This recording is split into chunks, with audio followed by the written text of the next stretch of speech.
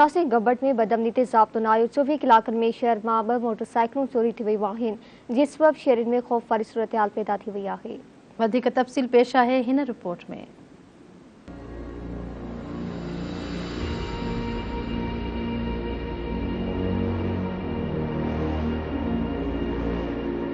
गंबट में बदमनी ते ज़ाब्तो न आयो। 24 कलाकनि में शहर में 2 मोटरसाइकिलूं चोरी थी वियूं आहिनि, जे सबब शहरनि में ख़ौफ़ वारी सूरतहाल पैदा थी वई आहे। रहवासियुनि ॿुधायो त गंबट जे कॉलेज रोड भरिसां चोर इंस्पेक्टर ज़ाहिद पहवर जी मोटरसाइकिल चोरी करे विया।